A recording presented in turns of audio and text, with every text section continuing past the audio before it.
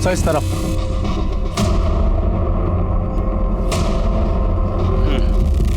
Sir कुछ मिला? नहीं सर, लाश के पास से कोई भी आइडेंटिफिकेशन पेपर्स नहीं मिले। कोई मोबाइल फोन? ना सर, ना मोबाइल फोन ना पर्स, कुछ भी नहीं। लेकिन लाश यहाँ तक आई कैसे? सर मुझे लगता है कि आदमी को यहाँ तक लाया गया होगा और फिर उस पर हमला किया होगा। सर सीने पर जो 2 गहरे जख्म हुए। लाश को पोस्टमार्टम के लिए भेजो। Yes sir. और इसकी तस्वीर सभी थानों में सर्कुलेट करो। Okay sir.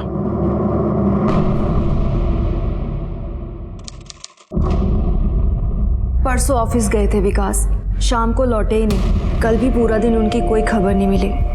Even his phone is switched off sir. कहाँ काम करते हैं आपके हस्बैंड? Web media, मलाडिस्ट। कोई फोटो वगैरह है आपके पास? Yes sir.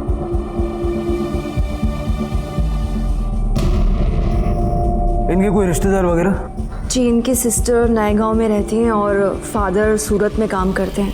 मैंने सब जगह फ़ोन करके बात की लेकिन किसी को विकास के बारे में कुछ नहीं पता है। Sir I am very much worried, please आप जल्दी कुछ कीजिए। आप हाउसवाइफ हो? जी नहीं सर, मैं वसंत मीडिया प्राइवेट लिमिटेड में वाइस प्रेसिडेंट हूँ। हाई सोसाइटी की लड़की की शादी ऐसे साधारण दिखने वाले लड़के के साथ? सर लव मैरिज का चक्कर होगा और क्या। ठीक है लेकिन जोड़ी अजीब है। मतलब कहाँ वो लड़की कहाँ ये लड़का। ये देखने में उसके मुकाबले उम्र में भी छोटा लग रहा है। हाँ सर, वो परसों आया था। 7 बजे उसकी ड्यूटी खत्म हो जाती है और तकरीबन 7 बजे ही वो यहाँ से निकल गया था। पर शायद वो कल नहीं आया था, तो यहीं से ऑफिस से किसी ने उसको फ़ोन भी किया था लेकिन उसने उठाया नहीं। सर समझ में नहीं आता, आजकल के लड़के बिना बताए छुट्टी कर लेते हैं, मुसीबत झेलनी पड़ती है हम लोगों को। विकास किस पोस्ट पे है? सर पोस्ट किसी पोस्ट पे नहीं सर वो तो ऑफिस बॉय है। वो शूटिंग पे टेप्स लाने ले जाने का काम करता है, बाकी का सामान भी लाता ले जाता है। कभी कभी वो ऑफिस का भी काम कर देता है। Office boy? मैं वसंत मीडिया प्राइवेट लिमिटेड में वाइस प्रेसिडेंट हूँ। लेकिन उसकी पत्नी तो वीपी है। और सुना है उन्होंने लव मैरिज की है।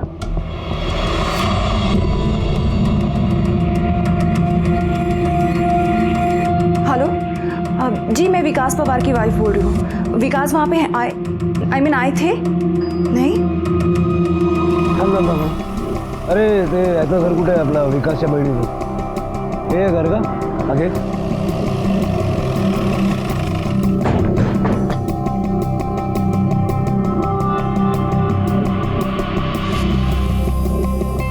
ये लोग कहाँ गए? मीतू और उसके हस्बैंड तो बाहर गए, शायद मार्केट गए। मीतू के भाई विकास को जानती है ना? नहीं, मैं तो इतना नहीं जानती। वो मेरे बेटे के दोस्त है ना, वो जानता है। विकास बहुत मेहनत करता था साहब। एक दिन में मानो ट्रिपल जॉब करता था। ट्रिपल जॉब मतलब? साहब उसकी माँ बीमार रहती थी तो इलाज के लिए बहुत पैसा लगता था उसको साहब। तो एक दिन में 3 नौकरी करता था। सुबह सुबह जाके अखबार डालता था, उसके बाद एक ऑफिस में जाता था, वहाँ पे प्यून था। उसके बाद यहाँ पे टेकरी में एक गराज है, वहाँ पे नौकरी को जाता था। और हाँ साहब, छुट्टी के दिन भी वो वहीं पे काम करता था। और साहब एक दमड़ी बचा रहा था अपनी माँ के इलाज के लिए। और आज का मैच अब उनको जीतने का है। विकास, अरे बोल। चलना खेलने। वो पठानवाड़ी के छोकरों लोग के साथ मैच लगा है अपन का। अरे नहीं रे बाबा, मेरे को ऑफिस में ओवर टाइम पे जाने का है। और वो शाम को रशीद भाई के गैरेज में लेट पहुंचा ना तो भी पैसा काट देगा। मेरे को खा के तुरंत निकलने का है। पर तू ऑफिस से लंच करने घर काहे को आता है? तेरे ऑफिस में कैंटीन नहीं है क्या? कैंटीन है रे बाबा, लेकिन पैसा नहीं है। मम्मी का दिन का मेडिसिन 1000 रुपए का जाता है, मालूम है तेरे को? अरे हाँ अरे, तेरा वो भी है ना। हाँ चल फिर मिलते हैं बाद में। और सुनिए, हाँ। मैच के लिए ऑल द बेस्ट। हाँ जीत के आना। अरे जीत के ही आएंगे, बहुत मिस करेंगे। चल चल बाय।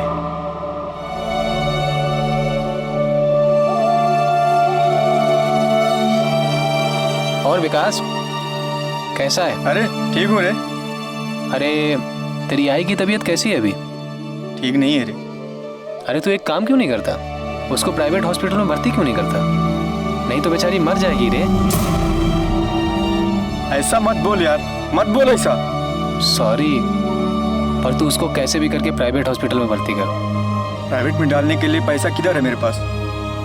सर बेचारा हमेशा पैसे ही के टेंशन में रहता था, पर मुझे लगता है शादी के बाद उसका पैसे का टेंशन खत्म हो गया।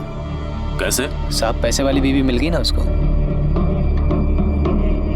अच्छा, ये विकास और उसकी बीवी में रिश्ता कैसा था? साहब वो मेरे को नहीं पता साहब, वो उसकी बहन है ना मीठू, वो बता सकती है। सर विकास की बहन घर आ गई है।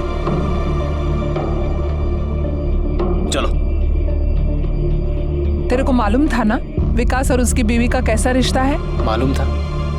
फिर पुलिस को बताया क्यों नहीं? क्या बोल रही है आई? विकास मेरा दोस्त है, कैसे बताता? 7 रोज पहले विकास यहाँ आया था, लेकिन जब से मेरी आई की डेथ हुई है ना, वो कभी कभार आता है यहाँ। शादी से पहले तो यहीं रहता था ना? शादी के बाद भी दोनों यहाँ रहते थे, लेकिन कुछ दिनों पहले वो दहीसर शिफ्ट हो गए। मालूम नहीं क्यों और क्या बात थी उन दोनों के रिश्तों के बीच, मुझे कुछ अजीब सा लगता था। क्यों? क्योंकि उन दोनों में बहुत फर्क था। विकास तो 10वीं पास था और शिखा MBA थी। न जाने और क्या क्या करके रखा था उसने। वैसे भी वो बड़े घर की औरत है। पता नहीं उसने विकास में क्या देख के उससे शादी की थी। लव मैरिज थी ना दोनों की?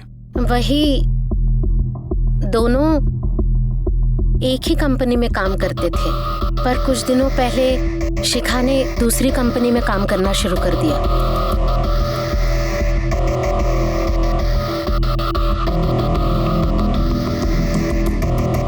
ये आपके पिताजी हैं? जी, सूरत में रहते हैं, बहुत कम आते हैं यहाँ। वैसे उनको कुछ पड़ी नहीं है। मेरी आई अस्पताल में थी, उसको कैंसर था, फिर भी 5-6 महीने में एक बार आते थे। 2 साल तक 2-2 नौकरी करके मेरे भाई ने मेरी माँ का इलाज किया था, फिर भी वो बची नहीं। इसमें विकास की फोटो नहीं है? है ना, वो विकास ही है। ये? हाँ। यादव, फिर ये किसकी फोटो है? ये तो विकास की पुरानी फोटो है। ये किसने दी आपको?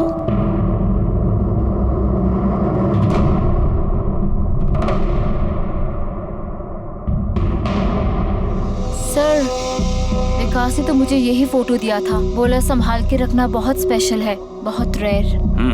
मेरे पास इसके अलावा उसकी और कोई फोटो नहीं है। विकास इतना ऑर्डिनरी सा ऑफिस बॉय, एकदम साधारण फैमिली से, और आप कंपनी के वाइस प्रेसिडेंट, फिर कैसे? 1 साल पहले हम दोनों एक ही ऑफिस में काम करते थे। विकास ऑफिस के सारे छोटे बड़े कामों को बहुत अच्छे से निभाता था। उसकी डेडिकेशन देख के मुझे अच्छा फील होता था। तब वो मेरे ऑफिस के और पर्सनल कामों को भी करने लगा।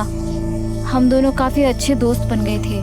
धीरे धीरे I was madly in love with him. लेकिन आप दोनों के सोशल स्टेटस में इतना बड़ा अंतर, फिर उसके बावजूद आपने शादी? प्यार में कोई ये सब कहाँ सोचता है।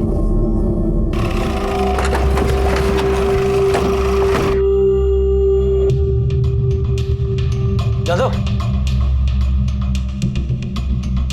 फोटो देखो।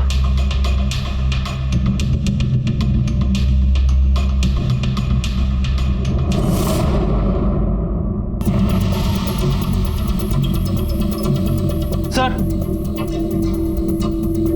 PM रिपोर्ट आ गई है। इसके मुताबिक लड़के की मौत रात 12 और सुबह 2 के बीच में हुई है। अच्छा, इसकी तस्वीर सभी थानों में सर्कुलेट की? हाँ सर, कर दिए। और कुछ? कोई फोन, मिसिंग कंप्लेन? नहीं सर, कुछ भी नहीं। अभी भी लाश लावारिस है। Sir excuse me. Hello, Vasai police station, PSI Bhosle बोलते हैं।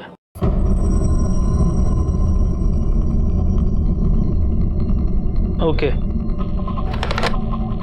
सर, दहीसर पुलिस स्टेशन से फोन आया था।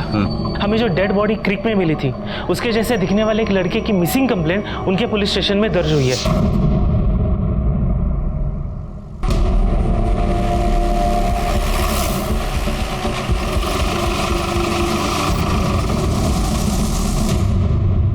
कॉमन क्रीक के किनारे ये लाश मिली थी। ये उसकी पोस्टमार्टम है, जो आज सुबह ही आई है।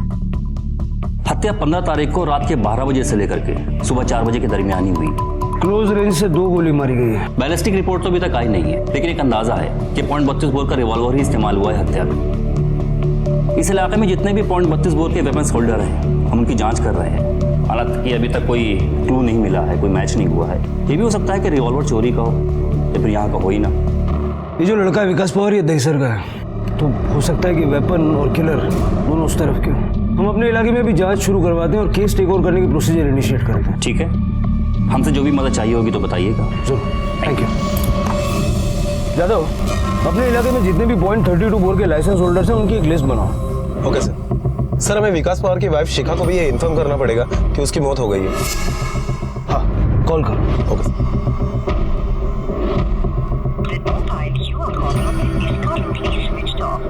सर, शिखा का फोन तो स्विच ऑफ आ रहा है। थोड़ी देर बाद फिर से ट्राई करो, अगर नहीं लगा तो उसके घर जाएंगे। Okay sir.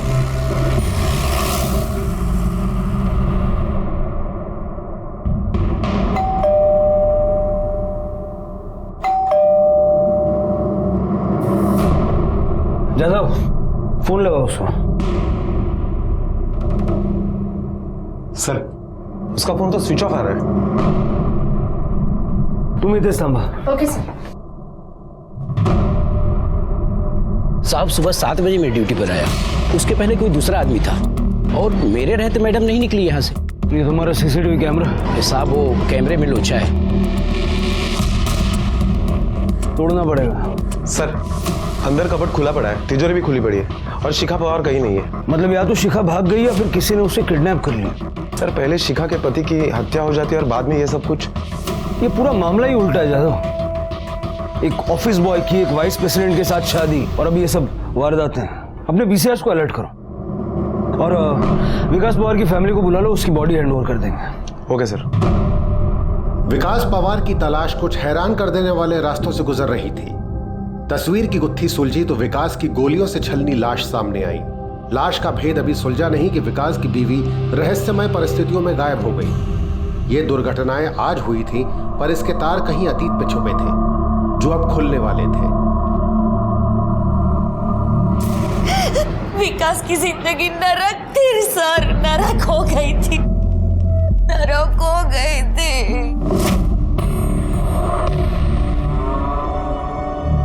चाय। नहाने के लिए पानी गर्म कर दो। हाँ प्लीज। अच्छा लिसन ना, बाथरूम में एक बार चेक करना कंडीशनर है या नहीं।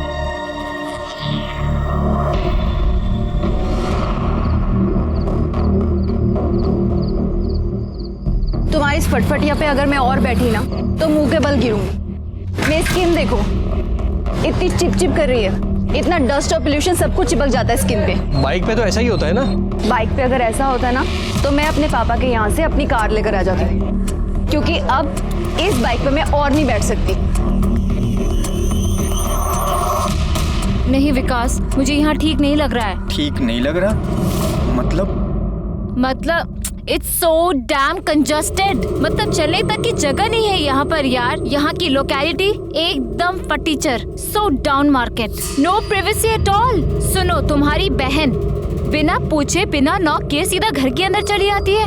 सुनो, अब इधर और नहीं, यहाँ प्लीज लेट्स मूव आउट। तुम ऐसा करो, किसी अच्छी लोकेलिटी में हमारे लिए ना 2 या 3 BHK ढूंढो। मुझे तो पता भी नहीं चल रहा था कि विकास ने उस लड़की के साथ शादी क्यों करी थी। शायद थोड़ी तड़क फड़क सी थी इसलिए होगा, पता नहीं।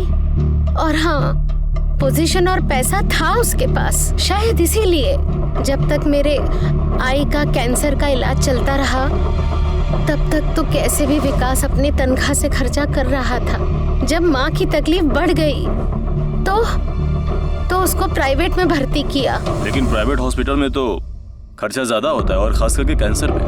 हाँ, कुछ महीने का 50-60 हजार तक खर्चा जा रहा था। इतनी तो विकास की तनख्वाह भी नहीं होगी, तब तो उसकी शादी भी नहीं हुई थी। मैंने पूछा था उससे तो उसने कहा कि उसने कहीं से लोन लिया है।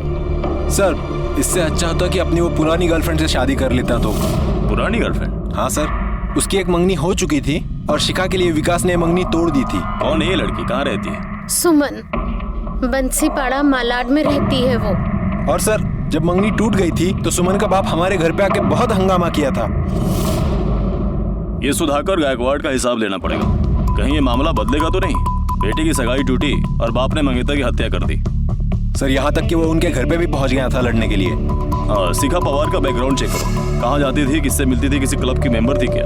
और विकास पवार का बैंक अकाउंट चेक करो, और खास करके पिछले 6 महीने का ट्रांजैक्शन उसके ऑफिस से पता करो, कोई लोन वोन लिया है क्या उसने। Okay sir. विकास, जो एक सीधा साधा आम नौजवान था, अपनी माँ और परिवार के प्रति अपने फर्ज को पूरी ईमानदारी से अदा कर रहा था। अचानक ऐसा क्या हुआ कि उसने अपनी जिंदगी में कुछ चौंकाने वाले फैसले लिए। उसने अपनी पुरानी प्रेमिका को छोड़कर शिखा के साथ प्रेम विवाह किया। क्या विकास स्वार्थी बन गया था? सुमन गायकवाड़ तो घर कुठे रे? सर, पिछले 4 सालों से विकास और मेरा अफेयर था। फिर उसके कहने पर मैंने पापा से बात की, फिर हमारी सगाई हुई।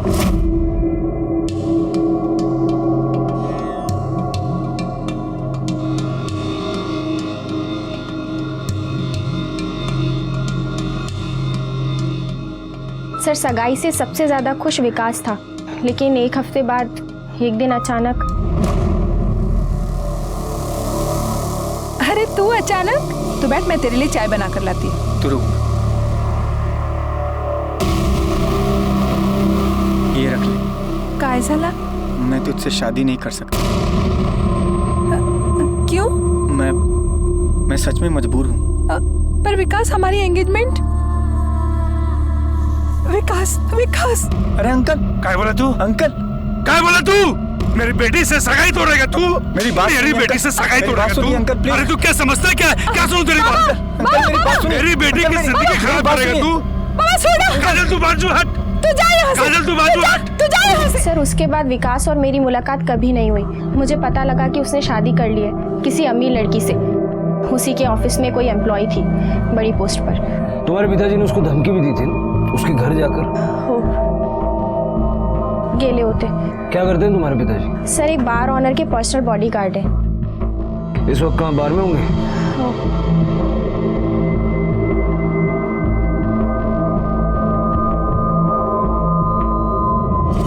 सर, .32 बोर वेपन जिनके पास है उनके नाम की लिस्ट। दर्दी, तुला लो इन सभी लोगों को और इनके बुलेट के रिकॉर्ड्स निकालो। मगर सर, शहर में 122 लोगों के पास लाइसेंस है, तो थोड़ा टाइम तो लगेगा ना। दर्दी, अगर ये केस हमें सॉल्व करना है तो ये तो करना ही पड़ेगा ना। अच्छा बैठ जाए अभी। जा चुप बैठ। क्या हो रहा है? शांत बैठो। दारू पीने को आया, नौटंकी करने को? चलो बैठो।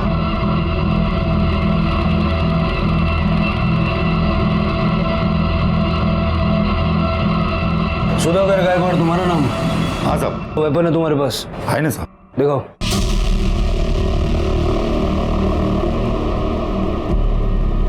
लाइसेंस है इसका? हाँ साहब। सर, लाइसेंस तो ओके है। .32 bore. Jadhav, gun ballistic test के लिए भेजो। चल बैठ गाड़ी में। साहब बताओ तो सही, क्या हुआ है? सीधे से चलेगा या हम लेके जाएं? साहब सुनिए साहब, कितने बार बताऊं, मैंने नहीं मारा उस विकास को। हम अगर उस रोज वो मेरे घर में आया था तब मैंने उसे 2 झपड़ मार दी थी। क्या करता साहब? मेरी बेटी के साथ में सगाई करके उसने तोड़ दी थी। मेरा खून खोल गया था साहब। इतना खून खोल गया था कि अपने रिवॉल्वर से 2 गोलियां उसके सीने में उतार दी? नहीं साहब, वो हथियार मेरा नहीं है, मेरे बार मालिक का है। आज तक उसमें से एक भी गोली नहीं निकली है। आप चाहे तो रिकॉर्ड चेक कर सकते हैं साहब। हाँ साहब, अगर उस दिन मेरी बेटी ने मुझे रोका नहीं होता ना तो मैं उसके खाल खींच लेता। जादव, इस सुधाकर की रिमांड बढ़ाओ, ऐसे मुंह नहीं खोलेगा ये। Okay sir. विकास के मैंने बैंक अकाउंट चेक किए, एक में 0 बैलेंस है और एक में 1000 रुपया। मतलब हॉस्पिटल का पेमेंट कैश से किया होगा? हो सकता है सर, मार्केट या किसी दोस्त के पास से उसने लोन लिया हो। हम लोग पता कर रहे हैं। और एक बात सर, उसकी माँ बड़े प्राइवेट हॉस्पिटल में 6 महीने से एडमिट थी, उधर ही उसकी मौत हो गई। मतलब अगर लोन लिया भी होगा तो उसी दौरान लिया होगा। सर, और एक बात सामने आई है। क्या? वो शिखा अंधेरे में कोई इंजीनियर है, देवराज जोशी, उनकी बेटी है। पुलिस की छानबीन से मालूम हुआ कि विकास की मां को सरकारी अस्पताल से एक महंगे प्राइवेट हॉस्पिटल में शादी के बाद ही डाला गया। शिखा को विकास से प्यार था, इस बात पर विकास के बैकग्राउंड को देखते हुए यकीन करना मुश्किल है। इसलिए पुलिस शिखा से जुड़ी हर चीज की गहराई से छानबीन करने लगी।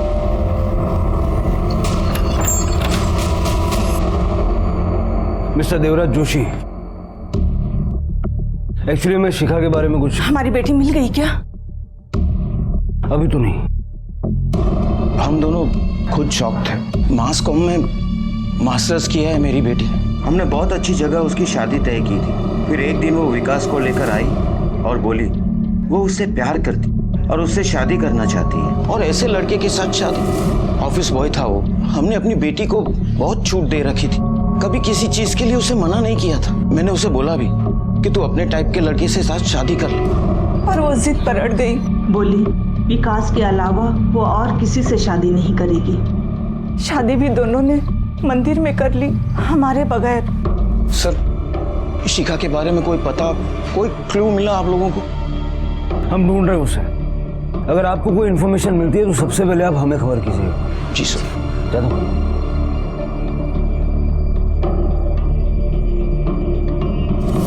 सर, सुमन के पिता सुधाकर गायकवाड़ की पिस्तौल हत्या में यूज किए गए .32 बोर के पिस्तौल की बैलिस्टिक रिपोर्ट से मैच नहीं हो रही है। हमें लगा था कि सुमन की मंगनी टूटने की वजह से सुमन के बाप ने विकास की हत्या कर दी, लेकिन मामला उससे ठीक उल्टा भी हो सकता है। वो कैसे सर? हो सकता है कि शिखा का कोई बॉयफ्रेंड रहा हो जिसको ठुकरा कर उसने विकास से शादी की हो और उस बॉयफ्रेंड ने विकास को मार दिया। हो सकता है सर। एक काम करो, शिखा के पिछले 6 महीने के कॉल रिकॉर्ड्स निकालो। उसके परिवार से और ऑफिस से पता तो लगाना होगा तो उसका पहले कोई चक्कर था या नहीं।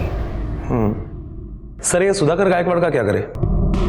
फिलहाल छोड़ दो उसको। Okay sir. आपकी बेटी का शादी से पहले कोई लव अफेयर वगैरह? जी नहीं।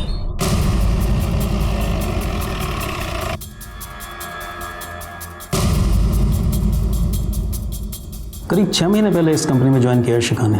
अच्छा, उससे पहले वो कहाँ काम करते थे? इससे पहले वो सागर सक्सेना प्रोड्यूसर, उस कंपनी में थी वो। ऑफिस में किसी से कोई अफेयर वगैरह? As far as Shikha is concerned, I don't think so. Excuse me sir. ठीक है, ओके। सर, शिखा का मोबाइल एक्टिव हुआ है। अभी अभी उसके मोबाइल से मुंबई के किसी नंबर पर फोन किया गया है। सर, शिखा का फोन जो पुणे में अभी अभी 20 मिनट पहले एक्टिवेट हुआ था, उस नंबर से मुंबई के इस नंबर पर फोन किया गया है। पुणे पुलिस को इन्फॉर्म किया? हाँ सर। अब मुंबई का नंबर कौन सा है? सर, ये नंबर सागर सक्सेना का है। सागर सक्सेना? इस नाम का जिक्र तो वसंत मीडिया ने भी किया था। हाँ सर, ये वही सागर सक्सेना है जिसके लिए विकास और शिखा दोनों एक ही कंपनी में काम किया करते थे, लेकिन अभी कुछ ही महीने पहले शिखा ने वो नौकरी छोड़ दी। सर, ये शिखा के पिछले 7 महीने के कॉल रिकॉर्ड्स हैं। इन रिकॉर्ड से साफ पता चलता है कि नौकरी छोड़ने के बावजूद भी शिखा आए दिनों सागर से बातें किया करती थी। विकास और शिखा दोनों सागर के लिए काम करते थे, फिर दोनों ने शादी कर ली और उसके कुछ महीनों बाद शिखा ने कंपनी बदल ली। अब शिखा फरार है और जहां कहीं भी है वहां से इस सागर सक्सेना को कांटेक्ट करने की कोशिश कर रही है। इस पूरे खेल में इस सागर सक्सेना भी एक बड़ा खिलाड़ी मालूम होता है। चलो इसको मिलते हैं।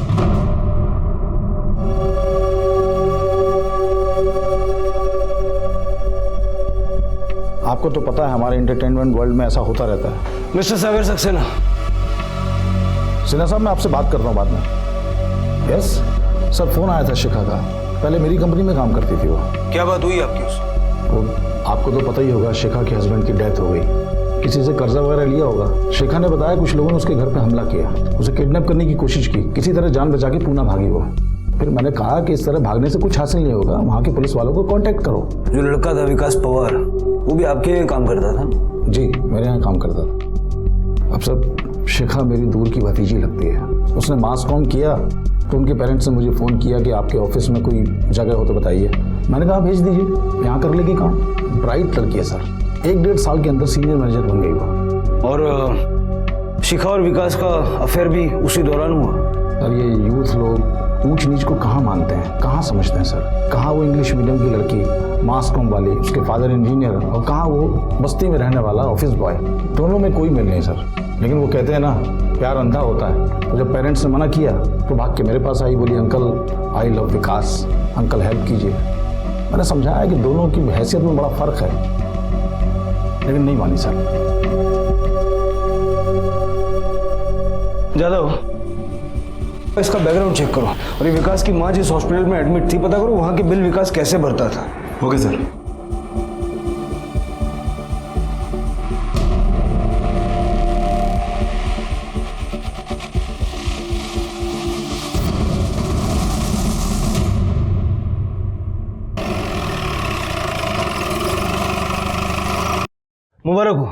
आपकी बेटी की न्यूज मिली है।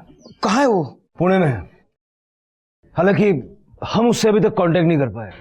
ये सागर सक्सेना आपके रिश्ते में है क्या? जी सर, वो हमारे दूर के रिश्तेदार हैं। और ये जो शादी हुई, हमने सागर से पूछा कि ये कहाँ शादी कर रही है, तो उसने अपने हाथ खड़े कर लिए। बोला ये लव का मैटर है, मेरे बस में कुछ नहीं। बकवास कर रहा है सागर।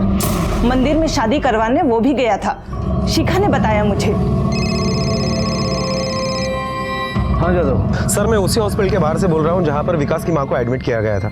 सर, पूछताछ करने पर पता चला है कि विकास की माँ के हॉस्पिटल का बिल एक डेबिट कार्ड से पे हुआ है। किसके डेबिट कार्ड से? सर, सागर सक्सेना के।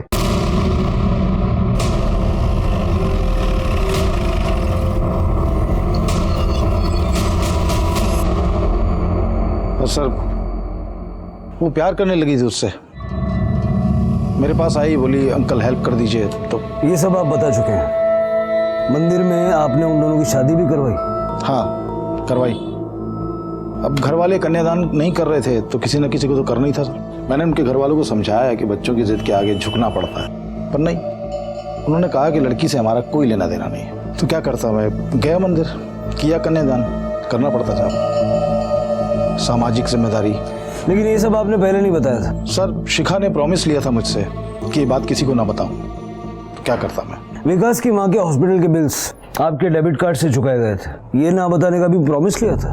नहीं सर, मैं नेकी करके ढिंडोरा पीटने वालों में से नहीं हूँ। नेकी कर दरिया में डाल। विकास की माँ का इलाज सरकारी हॉस्पिटल में हो रहा था तो तनख्वाह से सारा खर्च चल रहा था।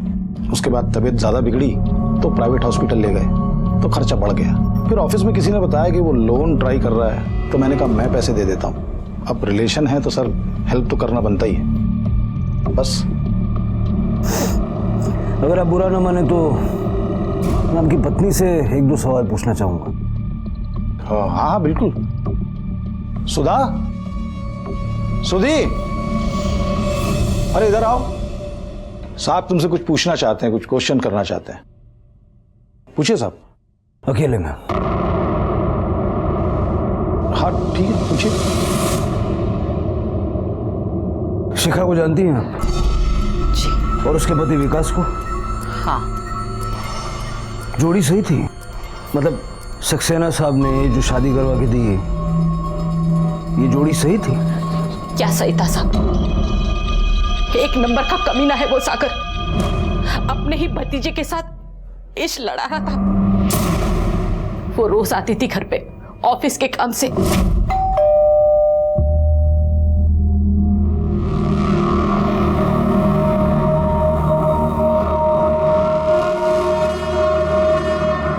तो ठीक था साहब, फिर वो अपने पति विकास के साथ आती थी घर पे।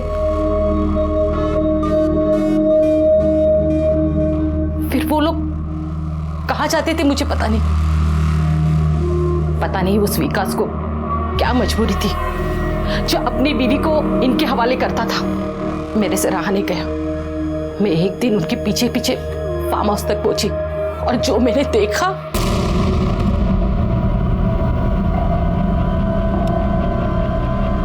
तू इधर काय कोई? तुम्हारी रंगरलिया देखने। देखा ना, अब जा। रिश्ते में ये तुम्हारी भतीजी लगती है और तुम हो के ज्यादा डालेबाजी मत कर मेरे सामने। प्रीतपाल, प्रीतपाल। जी साहब। मैम साहब को लेके जाओ। एक नंबर का पेशर है मैं वो सागर। ये हमारा बेटा अनिल अपने बाप से नफरत करता है, नफरत। तुम्हारे पापा ने जो... पापा नहीं सागर सक्सेना, मैं पापा नहीं मानता उसको। वही एक नंबर का लड़कीबाज है, अपनी भतीजी के साथ सोता है। और वो उसका हस्बैंड विकास दलाल है उसका।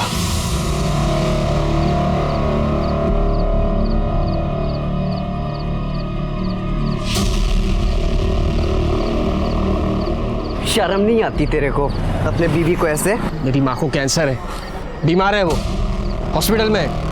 इलाज के लिए पैसे नहीं है मेरे पास। हर दूसरे दिन आती थी वो घर पे। मैं बीवी सिर्फ नाम के लिए हूं उसकी। मेरी इस घर में इज्जत एक काम वाली बाई से ज्यादा नहीं है।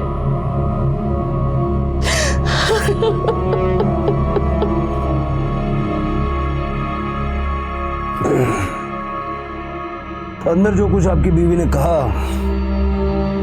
बाहर भी सुनाई दिया होगा। कुछ कहना? सही कहा मेरी बीवी ने, गांवटी बीवी ने। अफेयर है मेरा, लेकिन मैंने किसी के साथ ज़बरदस्ती नहीं की। वो लड़की शिखा ने शादी तो कर ली, उसके बाद आई और आके रोने लगी। उसके पति के साथ उसका कुछ प्रॉब्लम चल रहा था। अरे सीधे गले लग गई मेरे को। मैंने बोला रुक, मैं बात करता हूँ तेरे हस्बैंड से। मैंने बुलाया, उससे बात की, पूछा क्यों रो रही है। तो जानते हैं साहब क्या बोला उसने? बोला अगर आपसे लिपटती है तो लिपटने दो। उसे अपनी माँ के इलाज के लिए पैसे चाहिए थे। एक सेकंड का तो मेरा दिमाग सटका साहब। फिर मैंने सोचा कि लड़का सामने से ढील दे रहा है, लड़की भी गले पड़ रही है, तो क्या डील कर लिया मैंने।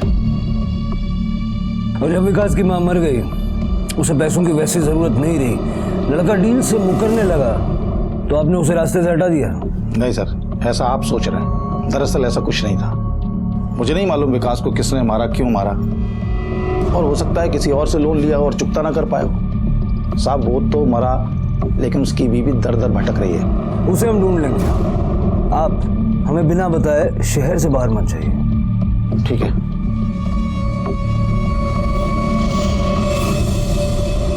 तुम प्रीतपाल सिंह हो क्या? जी साहब। सक्सेना साहब के बॉडीगार्ड? जी साहब। वेपन दिखाओ अपना। लाइसेंस है इसका? जी साहब। दिखाओ सर। .22 बोर और लाइसेंस सागर सक्सेना के नाम पर है। 15 तारीख को कहाँ थे? साहब वैसे तो हर वक्त मैं सक्सेना साहब के साथ रहता हूँ, ऑफ टाइम में ऑफिस में या फिर पीछे सर्वेंट क्वार्टर में। जी साहब। अरविंद सर, जिस रात और जिस जगह विकास की हत्या हुई, वहाँ के मोबाइल टावर के रिकॉर्ड्स निकालो। पता करो किन किन लोगों के मोबाइल उस वक्त एक्टिव थे। Yes sir. सर हो सकता है कि ये डील सागर ने की हो और बाद में विकास ने उसे ब्लैकमेल करना शुरू कर दिया। विकास ने उसे बोला होगा कि ये सारी बात वो पब्लिक को बता देगा। फिर क्या है, सागर ने विकास को टपका दिया होगा। लेकिन यहाँ पर मुझे एक बात खटक रही है। क्या सर? अनिल, सागर का बेटा, बहुत गर्मी है उसके दिमाग में। हाँ सर, वो तो अपने बाप को बाप तक नहीं मानता है। इस लड़के के सारे डिटेल्स निकलवाओ। आजकल के लड़के पूरा टाइम इंटरनेट पर बैठे रहते हैं, देखो क्या मिलता है। Okay sir.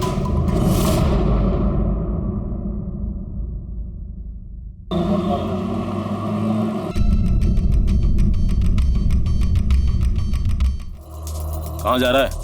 बैठ। मुझे कॉलेज जाना है, मेरे कॉलेज का वक्त हो रहा है। कॉलेज भी भेज देंगे, बैठ। चाय कॉफी पीते हैं।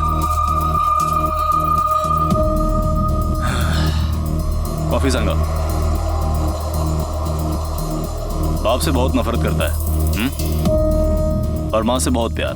तो इसलिए तूने विकास को मार डाला ताकि सारा झमेला ही खत्म हो जाए।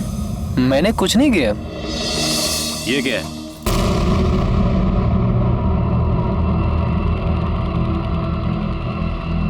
किसका हथियार है ये? ये मेरा नहीं है। किसका? वो मेरा बाप है ना, सागर सक्सेना, उसके बॉडीगार्ड का। प्रीतपाल? नहीं, उसका जोड़ीदार। बाबा हमेशा मेरा पिस्तौल लेके अपना फोटो खींचता था। कौन बाबा? साहब का बेटा अनिल। अभी वो गन किधर है? चोरी हो गया। मैं उसका एफआईआर भी किया थाने में। कहाँ से चोरी हुई तेरी गन? मालूम नहीं, लेकिन मैं कंप्लेंट भी किया। उसके बाद भी सागर साहब मेरे को काम पे से निकाल दिया। तेरा वेपन कहाँ से चोरी हुआ तुझे याद नहीं है? नहीं साहब। अभी याद आ जाएगा, डालो उसको गाड़ी में। लेकिन साहब मैं क्या साहब? सर वो अनिल, क्या उसको भी हवालात में लेना है? नहीं, उस पर अभी नजर रखो। उसको अरेस्ट किया तो उसके माँ बाप गर्दी मचा देंगे, इन्वेस्टिगेशन में हिंड्रेंस पैदा करेंगे। सबसे पहले जरूरी है मर्डर वेपन का मिलना।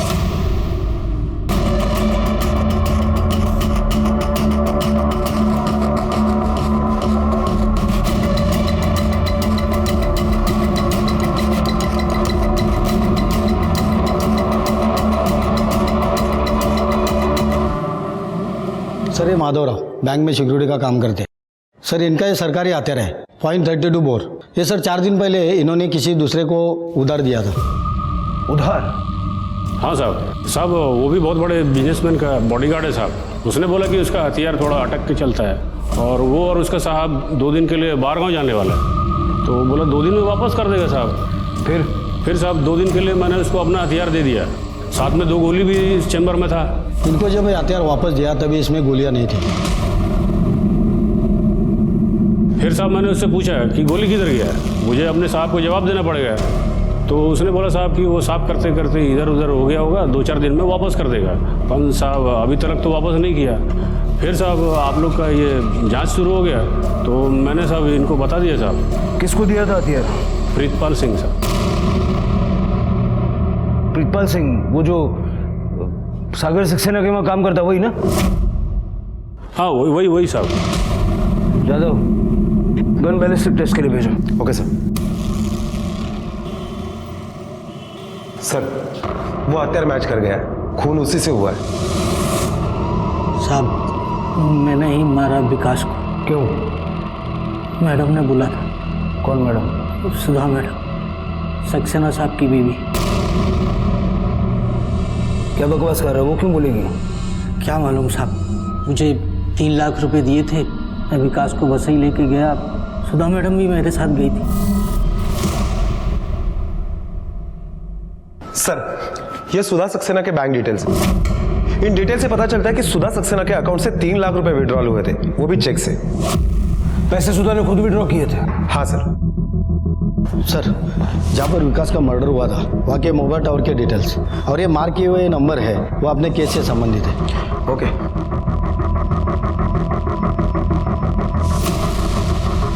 ये नंबर प्रीतपाल का है और ये नंबर शिखा का है। ये सुधा सक्सेना, मतलब वारदात की रात को ये तीनों वसई क्रिक के पास मौजूद थे। लेकिन सुधा सक्सेना शिखा के साथ मिलकर विकास को क्यों मारेगी? कुछ तो पेच है जादव। सुधा सक्सेना को लेके आओ यहाँ, अपने तरीके से पूछताछ करते हैं। बैंक के खाते के बारे में मुझे कुछ नहीं पता, वो सब सागर ही देखता है। वो क्या है ना, मैं ज्यादा पढ़ी लिखी नहीं हूँ, 6 जमाती पढ़े हैं हम, वो भी गांव के स्कूल में। हाँ, लेकिन बैंक से 3 लाख रुपए तो निकाले ना आपने। वो सब मुझे नहीं पता, सागर ने मुझे जिस पे साइन करने के लिए बोला मैंने किया।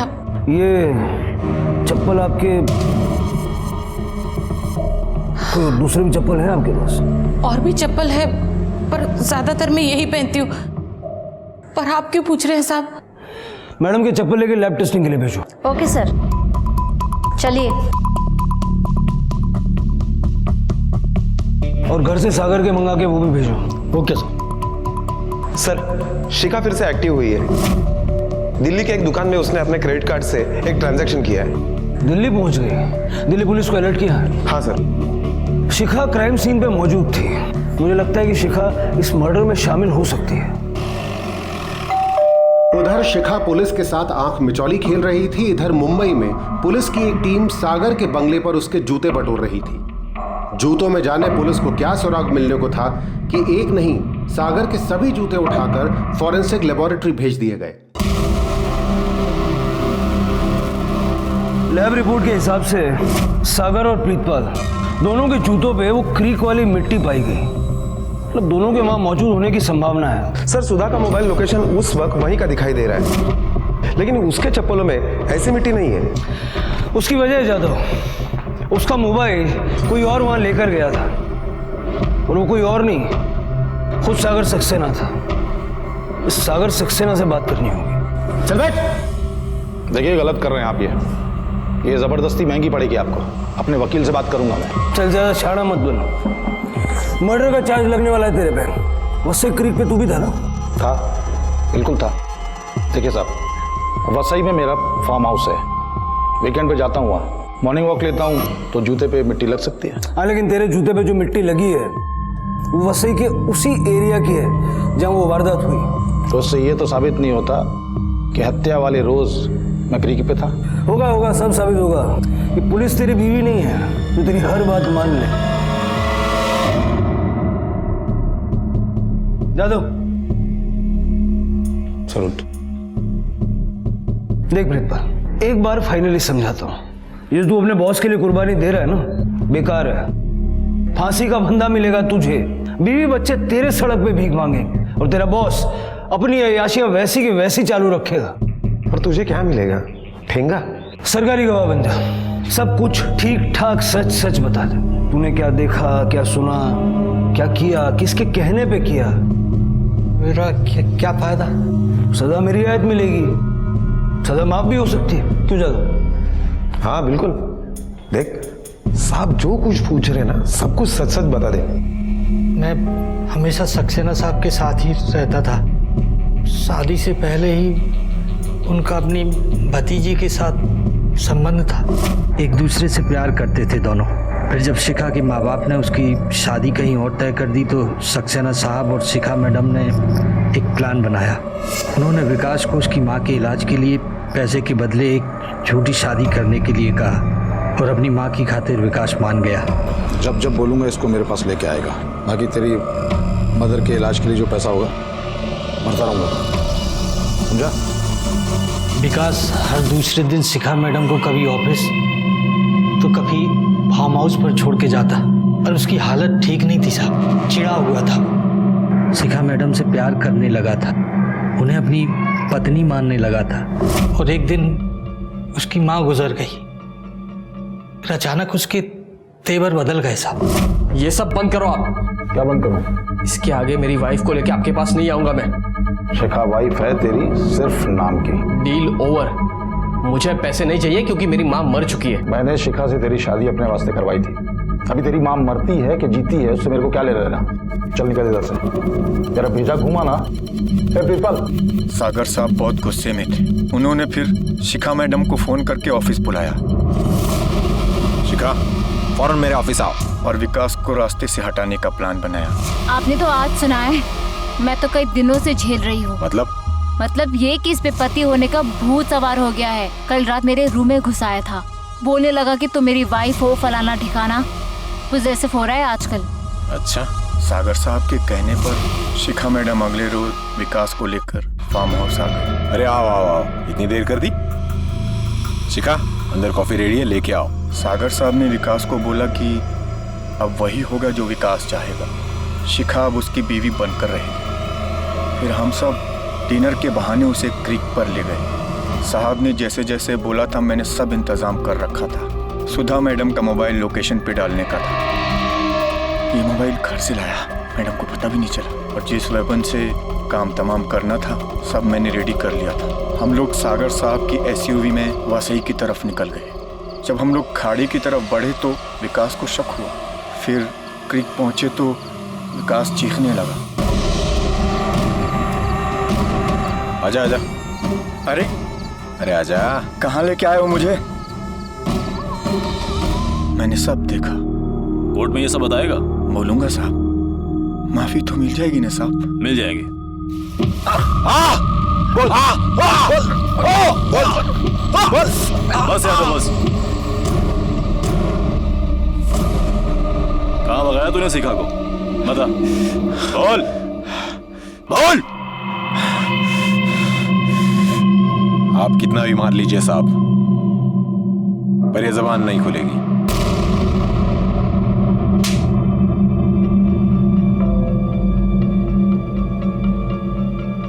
इतना तो तय है कि इस जुर्म में शिखा शामिल है, लेकिन किस तरह और कितनी, ये शिखा से ही पता लग सकता है। पुलिस ने सागर और उसके बॉडीगार्ड प्रीतम सिंह के खिलाफ हत्या और आपराधिक षड्यंत्र का मामला दर्ज किया। क्या शिखा भी इस हत्या और षड्यंत्र में शामिल थी? इसकी पुष्टि उसके मिलने के बाद ही हो सकती है। पुलिस अब भी उसको तलाश रही है। अनैतिकता, बुराई इंसान को सुख के क्षणिक पल जरूर देती है, पर फिर अपराध के गहरे सागर में डुबा देती है। अनैतिक रिश्ते अक्सर आपराधिक गलियारों तक ले जाते हैं, जो अंत में जेल की चारदीवारी में आकर ही खत्म होते हैं। देखते हैं हमारे आज के एपिसोड की दूसरी कहानी।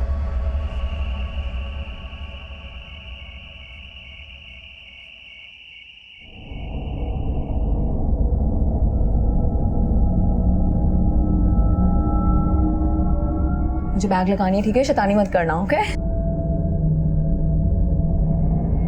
सुरभि जल्दी करो, और लेट करेंगे तो हाईवे में ट्रैफिक में फंस जाएंगे हम। अभिनव, ये तुमने अचानक से बुआ जी के यहाँ जाने का प्लान कैसे बना लिया? अरे तुमने ही तो बोला था कि बुआ जी की तबीयत खराब है, मिल के आते हैं, तो मैंने सोचा चलो मिल के आते हैं।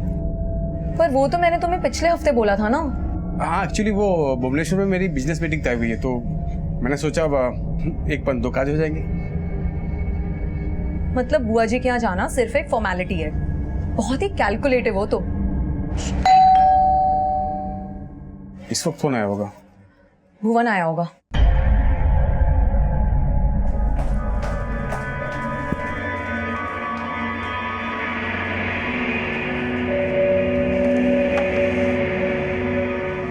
भाभी आपने एंटी वॉमिटिंग टैबलेट्स रख ली ना? तो सिर्फ यही पूछने के लिए इतनी रात को यहाँ पर आया है? अरे नहीं भैया, मैं तो बस यूं ही, मुझे लगा अगर आप लोगों को ज़रूरत होगी तो। अरे ज़रूरत होती तो मैं खुद तुझे फ़ोन करके बुला लेता। पर भैया मुझे तो लगा कि आप मुझसे कहेंगे कि मैं सुरभि भाभी को उनकी बुआ से मिलवा लाऊं। हाँ, मैंने सोचा कि इस बार सुरभि को मैं खुद साथ लेके जाऊँ। हाँ, एक पंथ दो काज।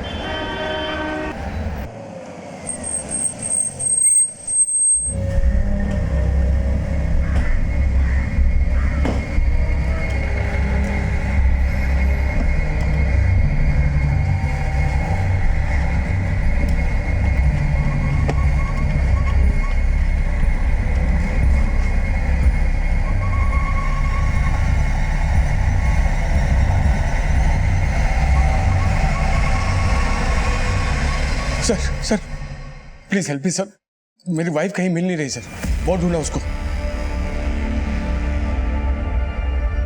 जरा ठीक से बताइए क्या हुआ था? सर हम बोलगंज में रहते हैं। आज मॉर्निंग में मैं, मेरी वाइफ सुरभि और मेरी बेटी रिद्धि बोलगंज से भुवनेश्वर जाने के लिए निकले थे सर। भुवनेश्वर को टिकट जी?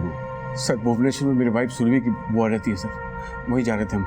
सुबह गोविंदा मार्केट से गुजर रहे थे तो मेरी बेटी को भूख लगी तो उसने कहा कि मुझे कुछ खाना है, तो मैंने गाड़ी रोका और रिद्धि के लिए बिस्किट्स वगैरह लेने शॉप पे गया।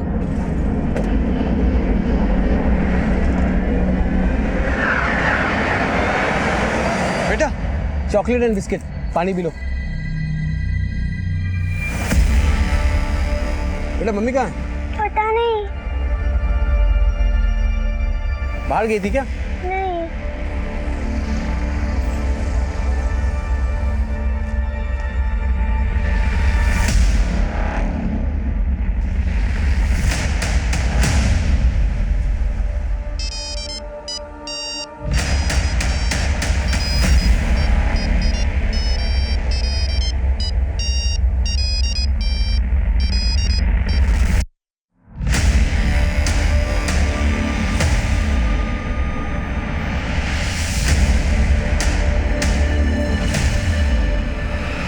लेकिन गोविंदा मार्केट में तो सुबह से काफी भीड़ भाड़ रहती है, ऐसे कोई कैसे गायब हो सकता है? सर मैं खुद इस बात से हैरान हूँ सर। सर प्लीज कुछ पता कीजिए सर, प्लीज।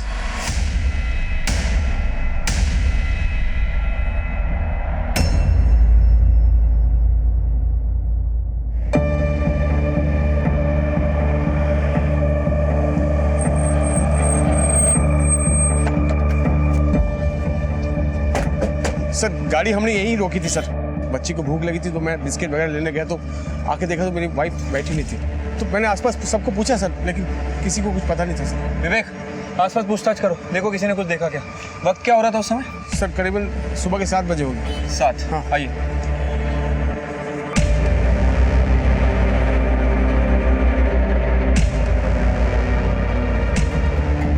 सर सुबह आए हुए थे ये, अपनी बीवी के लिए काफ़ी परेशान भी थे, इसके अलावा सर कुछ पता नहीं मुझे।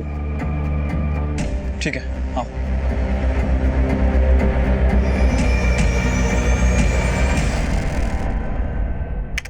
सर सुबह 7:13 पर इसकी कार यहाँ के रुकती है,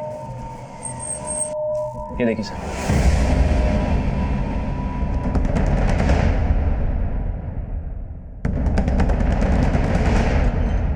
बच्ची को ले जाओ।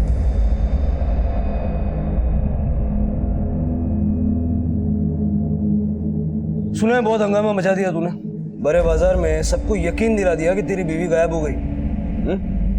चाल बहुत अच्छी थी लेकिन कामयाब नहीं हुई। कैसी चाल सर? आप ये क्या बोल रहे हैं, मुझे कुछ समझ में नहीं आ रहा। नौटंकी बंद कर, जब तू गोविंदा आया तेरी गाड़ी में तेरी बीवी थी नहीं। अब ये पुलिस के पास मिसिंग कंप्लेंट लिखवाने के लिए आ गया। क्या किया अपनी बीवी के साथ?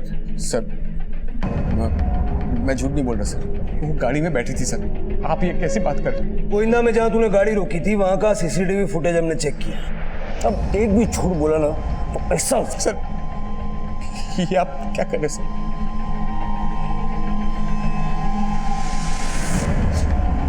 मुझसे बहुत बड़ी गलती हो गई सर, मुझसे बहुत बड़ी गलती हो गई। अब मुझे याद आया सर, गोविंदा से पहले मैंने माक्सी में गाड़ी रोकी थी और वो सर वो गाड़ी सुरभि ने रुकवाई थी सर।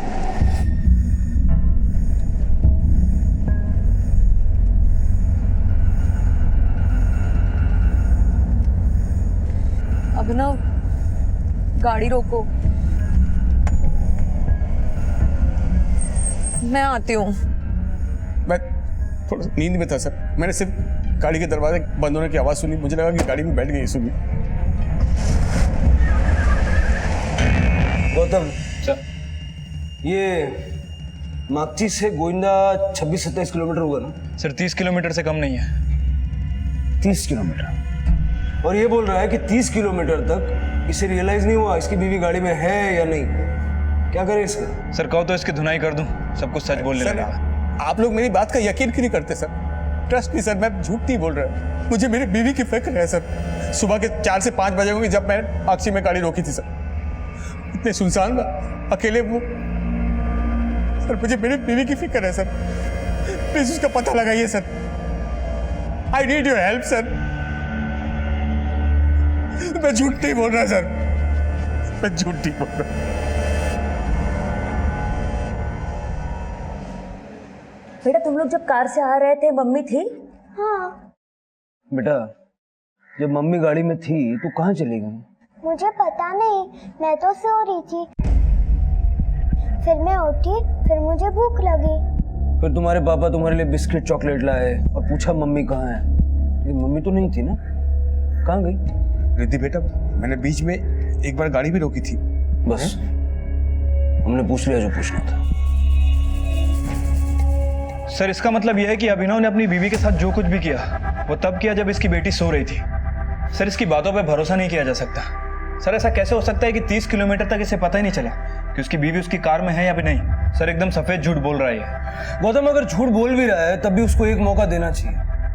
सर माक्ची में सुनसान हाईवे पे एक औरत का होना नॉट सेफ। उसको माक्ची लेके जाओ। ठीक है सर।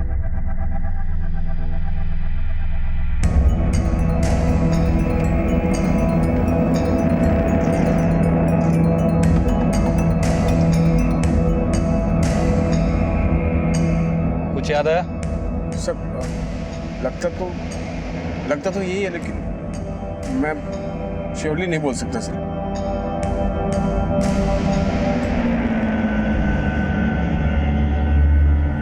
सब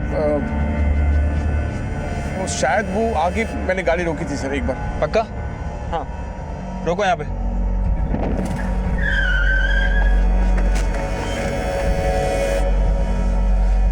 ये जगह शायद मैंने यही गाड़ी रोकी थी सर।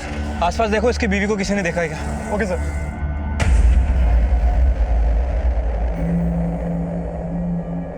क्या इस औरत को सुबह 4:30-5 बजे के करीब यहाँ देखा था? सर हम लोग तो यहाँ 6 बजे के बाद आते हैं, उस समय तक यहाँ पर ऐसी किसी औरत को नहीं देखा हमने।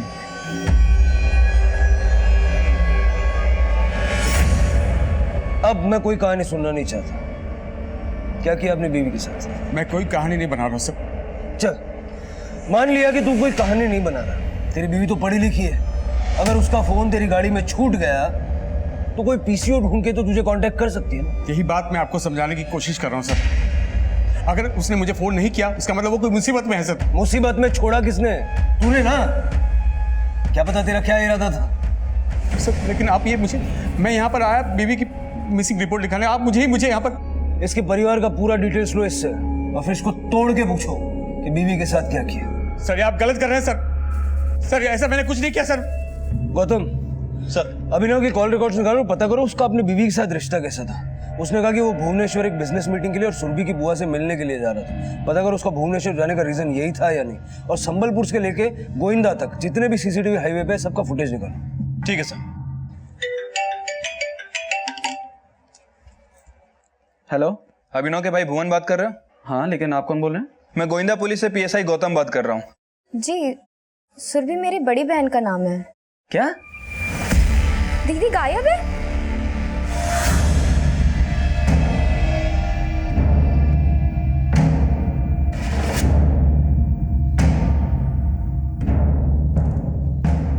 सुरभि एक पढ़ी लिखी समझदार औरत थी जिसने अब तक न अपने पति और न ही किसी रिश्तेदार से संपर्क किया था, लेकिन वो गायब कहाँ थी?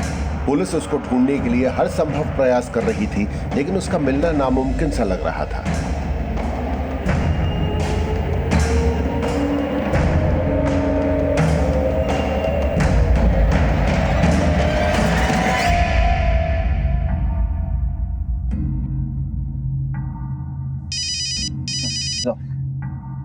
हाँ तो बस सर, मैंने मागची टोल की फुटेज चेक की है।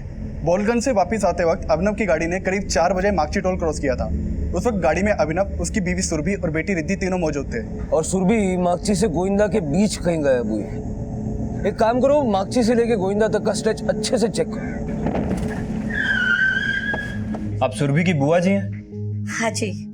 हमें पता चला है कि सुरभि अपनी बेटी और अपने पति के साथ यहाँ आपसे मिलने आने वाली थी, लेकिन उसके पति अभिनव ने उसकी मिसिंग कंप्लेंट की है। हमें लगता है कि सुरभि के गायब होने में अभिनव का ही हाथ है। सर, आपको जरूर कोई गलत फहमी हो रही है। भैया से भूल हो सकती है, लेकिन वो भाभी के साथ कुछ गलत नहीं कर सकते। तुम अपने भाई की बात का यकीन आसानी से कर सकते हो, हम नहीं। 30 किलोमीटर तक उसने रियलाइज नहीं किया कि उसकी बीवी गाड़ी में है या नहीं। उसको भूल बोल रहे हो तुम? सर, भैया ऐसा कर सकते, और काम की धुन में उन्हें आगे पीछे का कुछ दिखाई नहीं देता है। वो तो पहले भी ऐसा कर चुके हैं।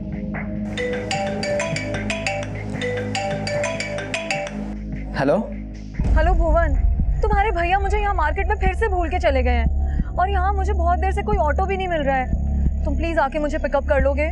सर, भैया भुलक्कड़ स्वभाव के, उनसे भूल हो सकती है, लेकिन वो कोई क्राइम नहीं कर सकते। वो अपनी वाइफ और बेटी से बहुत प्यार करते हैं। सर प्लीज उन्हें छोड़ दीजिए। अब तुम्हारे भैया ने ये सब भूल से किया या सोच समझ के किया, जब तक पता नहीं लग जाता उसे छोड़ नहीं सकते।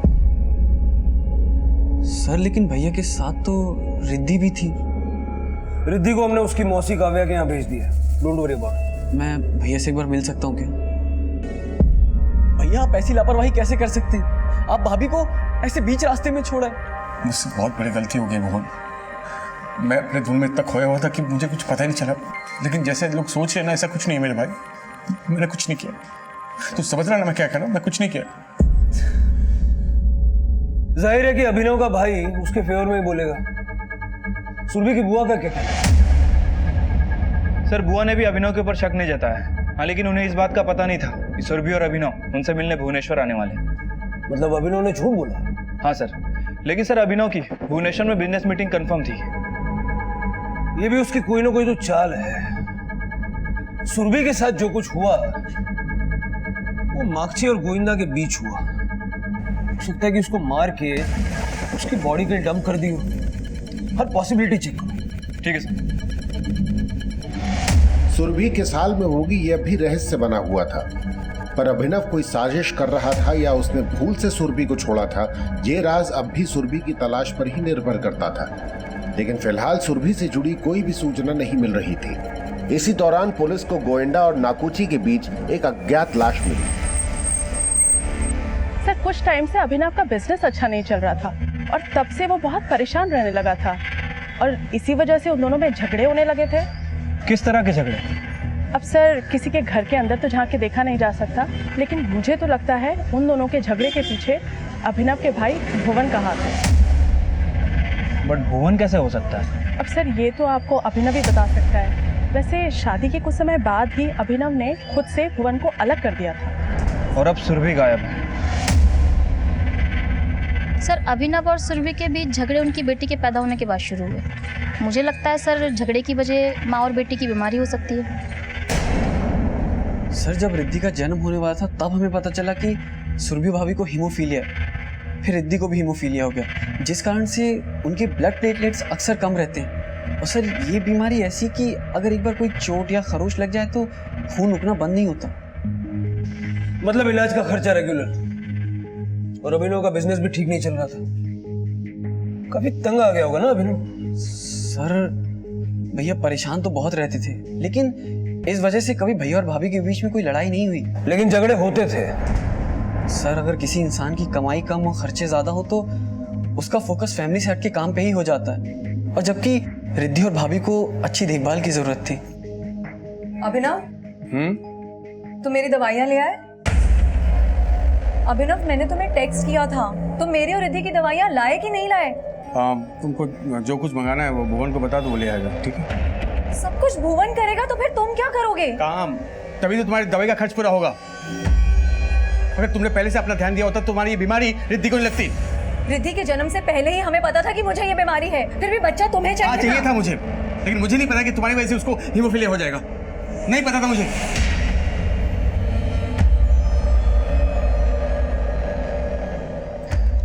सर हो सकता है कि सुरभि की बीमारी के खर्चों से तंग आकर उसने सुरभि को गायब कर दिया। लेकिन हीमोफीलिया उसकी बेटी को भी। सर हो सकता है कि बेटी को सिंपैथी पाने के लिए रखा ताकि उसके झूठ पे पर्दा डाल सके। हेलो, सुरभि हीमोफीलिया की मरीज थी, हो सकता है उसके साथ ऐसा कुछ हो गया हो जिससे वो हॉस्पिटलाइज हो गई। लेकिन सर मार्क्सी और गोंदिया के भी जितने भी हॉस्पिटल है मैंने सभी जगह चेक किया, सुरभि के बारे में कोई लीड नहीं मिली है। सर मार्क्सी पुलिस स्टेशन से कॉल आया था। कल उन्हें मार्क्सी गोविंदा हाईवे के ऊपर एक औरत की लाश मिली थी। सुरभि? सर उन्हें जो लाश मिली वो जंगली जानवरों ने आधी खाई हुई थी। लाश को पहचानना मुश्किल हो रहा है, शायद हो सकता है वो सुरभि ही हो।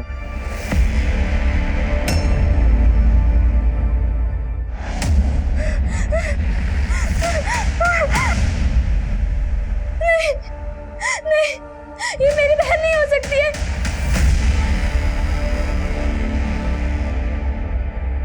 सर मैं कोई चाल नहीं चल रहा सर, मैं आपको बोल रहा हूँ मैंने कुछ नहीं किया। आप सुरभि का पता लगाइए प्लीज। वही पता लगा क्या रहा, लाश मिली है उसकी। तूने खुद मरा या किसी से मरवाया? सर क्या बोला? मेरी बीवी, वो मेरी बीवी है। ये बीवी बीवी करना बंद कर दे। अगर उसको बीवी मानता ना तो ऐसे बीच सड़क में छोड़ के भागता नहीं। क्या पता तू अपनी बेटी को भी मारना चाहता होगा। क्या बात कर रहे हो? कैसी बात कर रहे सर? आप मेरा विश्वास कीजिए सर, मैं कुछ नहीं कर सकता। कैसे कर लूं तेरा विश्वास? भुवनेश्वर में उसकी बुआ के वहां लेके जाने वाला था ना, उसकी बुआ को मालूम तक नहीं। तेरा पहले से इरादा था उसको मारने का, और इसीलिए ये बुआ वाला बहाना बना के तूने उसको गाड़ी में बिठाया। नहीं सर, मैंने सुरभि को बोला था बुआ को फोन पे, लेकिन ऐसा भद्दा आरोप मुझ पर मत लगाओ सर। मैंने अपनी बीवी को नहीं मारा सर, मैं बहुत प्यार करता हूँ सर। मेरी एक ही गलती हुई सर, मैं हाईवे में जो भूल कर चला है सर, मैंने कुछ नहीं किया।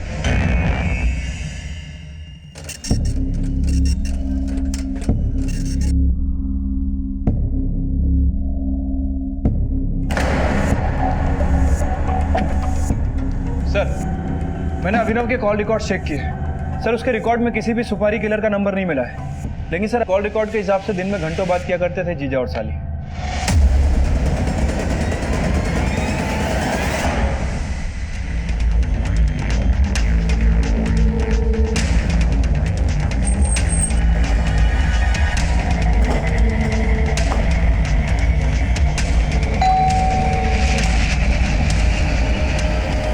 जी सर, हमें काव्या से बात करनी है। चल बोल, कब से चल रहा है तेरा और काव्या का चक्कर? क्या सर? ऐसा कुछ नहीं चल रहा सर, बस वो क्या कि सुरभि मेरे फोन से उससे बात करती थी बस। अच्छा, तो सुरभि ने मोबाइल फोन गेम खेलने के लिए खरीद रखा था? नहीं सर, वो नौटंकी बंद कर, समझा? क्यों मारा सुरभि को? सर मुझे सुरभि दीदी जीजा जी के नंबर से कॉल करती थी, क्योंकि मेरा और जीजा जी का नेटवर्क सेम है, तो कॉलिंग फ्री थी। तुम दोनों का सिर्फ मोबाइल नेटवर्क नहीं, इरादे भी सेम थे, सुरभि को खत्म करने। और ये फ्री कॉलिंग वाली बात तुम दोनों के प्लानिंग का हिस्सा है। सर आप ये क्या बोल रहे हैं? जीजा जी दीदी को बीच रास्ते में भूल आए और आप मुझे। तो तुम्हारे कहने का मतलब है कि तुमने कुछ नहीं किया, जो कुछ भी किया वो अभिनव ने किया। नहीं सर, जीजा जी दीदी के साथ ऐसा कर ही नहीं सकते। हाँ ये बात सच है कि वो भुलक्कड़ है, लेकिन तुम्हें रोज फोन करना वो भूलता नहीं था। सर मैं कह रही हूँ ना, सुरभि दीदी मुझे जीजा जी के नंबर से कॉल करती थी।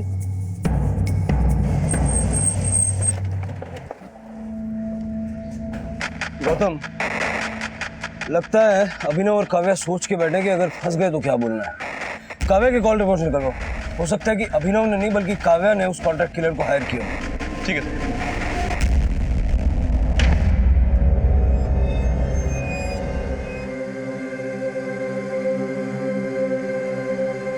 सुरभि को गायब हुए 15 दिन बीत चुके थे। क्या वो किसी बड़ी मुसीबत में थी या फिर किसी अपराध का शिकार बन चुकी थी? वहीं उसकी बेटी अपनी मां के इंतजार में थी, जो अब मजबूरन अपने पिता से भी दूर हो चुकी थी।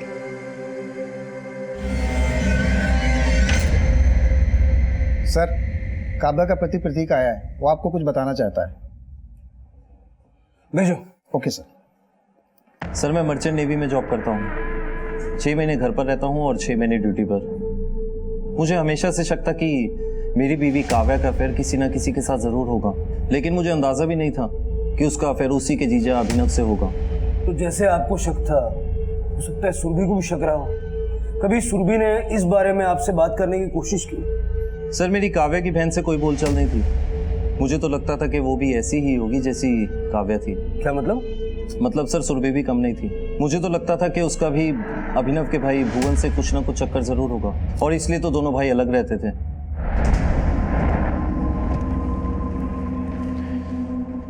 सर, ये तो काव्या का हस्बैंड प्रतीक है। ये यहाँ क्यों आया था? सुरभि और काव्या का कैरेक्टर बताने के लिए आया था। कह रहा था कि अभिनव और काव्या का ही नहीं, सुरभि और भुवन का भी अफेयर हो सकता है। लेकिन सर, मैंने अभिनव और काव्या इन दोनों के फ़ोन रिकॉर्ड चेक किए हैं। सर, दोनों के फ़ोन रिकॉर्ड में कुछ भी सस्पिशियस नहीं मिला है, और जब जब इन दोनों की फ़ोन पे बात होती थी, अभिनव की फ़ोन लोकेशन हमेशा उसके घर की रही थी। सर, मुझे लगता है इस प्रतीक का ऐसा बयान देना, इसका मकसद कुछ और ही है। क्या मकसद उसका? सर, काव्या और सुरभि के पेरेंट्स की डेथ के बाद उनकी बुआ उनके फादर के घर में ही रहने लगी थी। सर, उसी दौरान बुआ ने यह कहा था कि उनकी मौत के बाद वो घर दोनों दामादों के नाम कर देंगी। इस सिलसिले में मैंने बुआ से पूछताछ भी की। सर, उनका कहना है कि काव्या अपने पति प्रतीक से ज़्यादा खुश नहीं थी। प्रतीक छोटी छोटी बातों पर उस पर शक किया करता था, जबकि अभिनव के बारे में उन्होंने कहा है कि अभिनव थोड़ा भुलक्कड़ जरूर है, लेकिन सुरभि का मर्डर नहीं कर सकता। गौतम, लेकिन प्रतीक ने एक बात तो नहीं बताई है। मान लो कि सुरभि और भुवन का चक्कर था, अभिनव के पास सुरभि को मारने का मोटिव था। सर, मोटिव तो हो सकता है, क्योंकि जब मैंने पड़ोसी से पूछताछ की तो उन लोगों ने भी भुवन की तरफ इशारा किया था।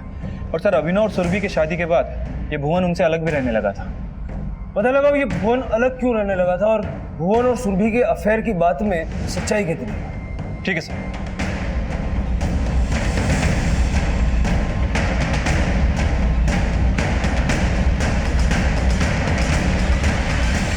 अभिनव और सुरभि की शादी से पहले दोनों भाइयों में बहुत प्यार था, लेकिन शायद शादी के बाद सुरभि को लेकर दोनों भाइयों में झगड़ा हुआ।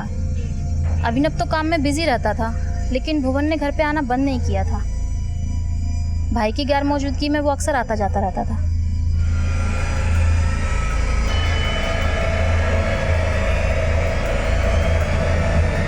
सर, आप ऐसा सोच भी कैसे सकते? भैया के पास टाइम नहीं रहता था और भाभी और रिद्धि की तबीयत खराब रहती थी, इसीलिए मैं उनकी देखभाल के लिए वहां आता जाता था। वैसे आ जाके देखभाल करने में तो काफी परेशानी होती होगी, अलग रहने के लिए क्यों चले गए? सर, मैं सिविल सर्विसेज के एग्जाम्स की तैयारी कर रहा हूँ। रिद्धि के जन्म के बाद मैं अपनी पढ़ाई पे कंसंट्रेट नहीं कर पाता था, इसीलिए मैं उनसे अलग रहने लगा, जबकि भैया और भाभी तो चाहते भी नहीं थे कि मैं उनसे अलग रहूं।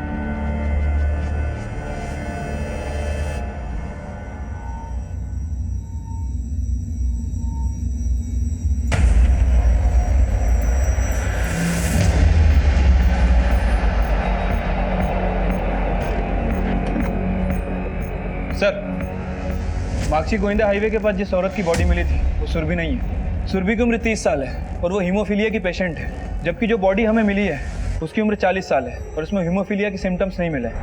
सर, इसकी मौत 2 बजे से 4 बजे के बीच में हुई है, जबकि सुरभि को 4 बजे के आसपास अपने पति अभिनव के साथ मार्क्सी टोल नाका क्रॉस करते हुए देखा गया और उस समय वो सही सलामत थी। लेकिन सुरभि मार्क्सी और गोविंदा के बीच ही गायब हुई, और जिस रात सुरभि गायब हुई उसी रात उस औरत का मर्डर हुआ। ये कुछ ज्यादा ही बड़ा कोइंसिडेंस है। अगर मरने वाली सुरभि नहीं थी तो सुरभि अब कहाँ है? और अगर सुरभि सही सलामत है तो फिर उसने अपने परिवार से कांटेक्ट क्यों नहीं किया? एक काम करो, मार्क्सी और गोविंदा के बीच फिर से अच्छे से पूछताछ करो, और जो लाश हमें मिली है उसका आइडेंटिफिकेशन कराने की कोशिश करो। ठीक है सर।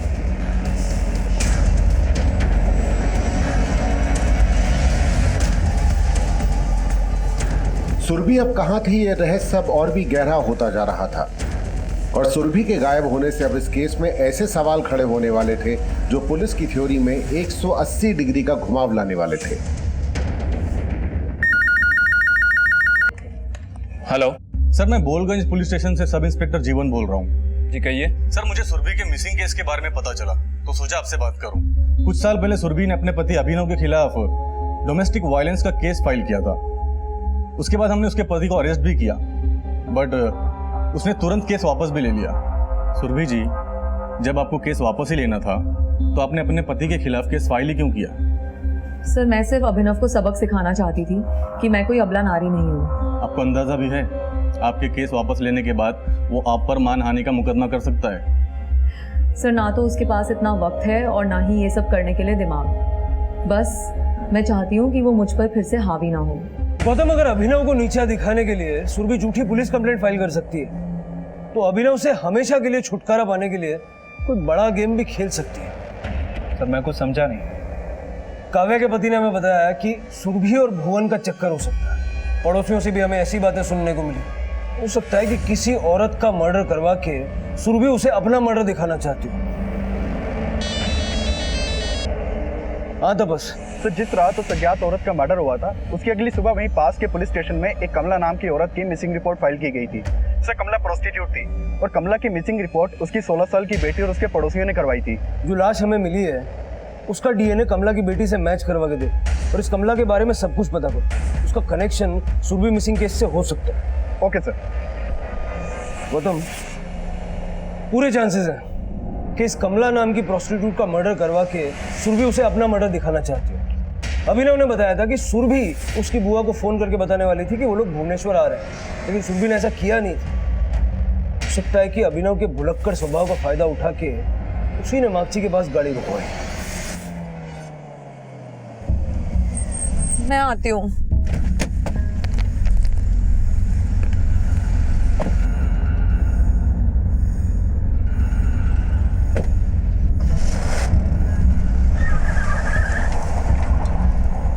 उसे यकीन होगा कि अभिनव गाड़ी में उसकी एब्सेंस को नोटिस नहीं करेगा। लेकिन सर, जो बॉडी मिली थी पोस्टमार्टम रिपोर्ट के हिसाब से उसकी मौत सुरभि के मागची पहुंचने से पहले हो चुकी थी। आपको वाकई लगता है कि सुरभि ऐसा कुछ कर सकती है? गौतम, हो सकता है मेरी थियरी गलत हो, लेकिन मेरे लिए सबसे बड़ा सवाल यह है कि अगर सुरभि सही सलामत है तो उसने अपने परिवार को कांटेक्ट अब तक क्यों नहीं किया। एक काम करो, सुरभि के पिछले सारे कॉल रिकॉर्ड्स निकालो। ठीक है सर।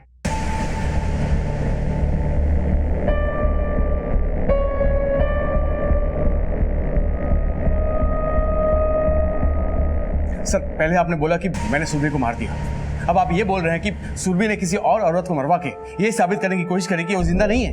लेकिन उसने तुम्हारे खिलाफ डोमेस्टिक वायलेंस की झूठी कंप्लेंट भी लिखवाई थी। हाँ, क्योंकि वो मुझसे गुस्सा थी सर, लेकिन जैसा आप सोच रहे हैं ऐसा कुछ नहीं है सर। तुम्हें भी ऐसा ही लगता है? हाँ सर, भाभी ऐसा नहीं कर सकती। अगर ऐसा कर नहीं सकती तो फिर गायब क्यों? सर, सुरभि के कॉल रिकॉर्ड में कुछ भी सस्पिशियस नहीं मिला है, लेकिन सर एक बात तो कंफर्म है, अभिनव से ज्यादा भुवन से बात करती है। भुवन की कॉल रिकॉर्ड्स अच्छे से स्कैन करो और भुवन का फोन सर्वेलेंस में रखो। हो सकता है सुरभि और भुवन एक दूसरे के टच में हो। ठीक है सर।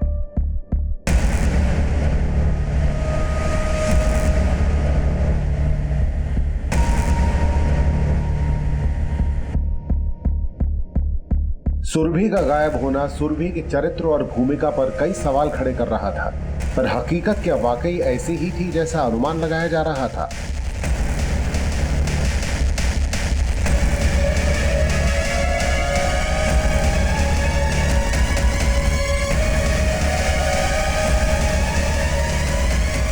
सर, मैं दूध की डेयरी में काम करता हूँ। रोज सुबह 4 बजे यहाँ से डेयरी के लिए निकलता हूँ। बुधवार 4 बजे मैंने एक औरत को यहाँ खड़े हुए देखा था, बड़े घर की लग रही थी।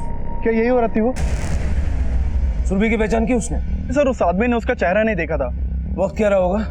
सर, करीब 4 बजे। जिस औरत की लाश हमें मिली उसका मर्डर 2 से 4 के बीच हो गया था। ये बस में बैठने वाली सुरभि हो सकती है। पता करो ये व्हाइट मिनी बस किसकी है। हो सकता है उसमें भुवन भी मौजूद है। Okay sir.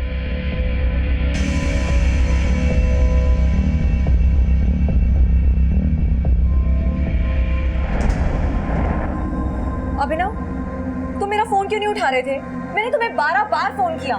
सॉरी, नहीं देखा। सॉरी? किस किस चीज के लिए सॉरी बोलोगे तुम? तुम्हें मेरी और रिद्धि की जरा सी भी परवाह है कि नहीं है? अब लेक्चर मत सुनाओ, अगली बार उठा लूंगा फोन। मैं तो तुम्हें सॉरी बोलने के लायक भी नहीं हूं सर।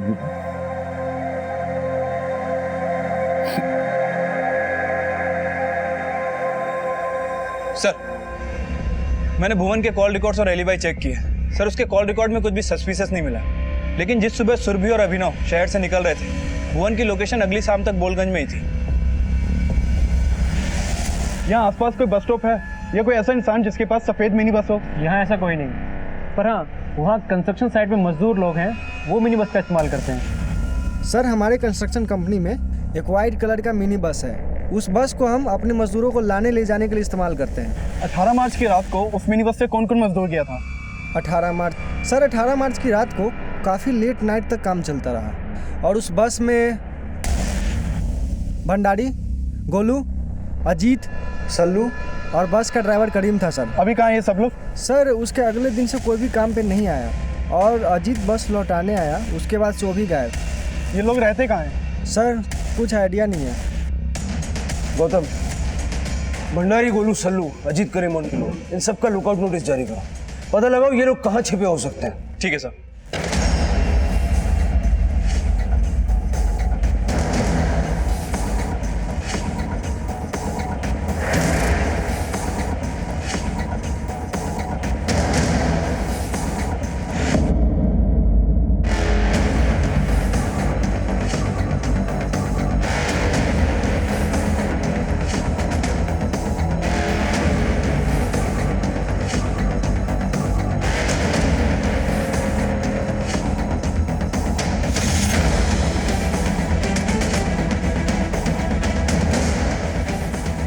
इस केस में अब तक 6 संदिग्ध सामने आए थे, लेकिन इस केस में इनकी भूमिका क्या थी, ये राज अब भी उनकी तलाश तक महफूज था और जल्द ही एक सूचना सामने आई।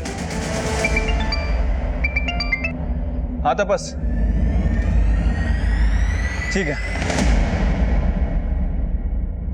सर, उन 6 लोगों में से 4 लोगों का पता चल गया है।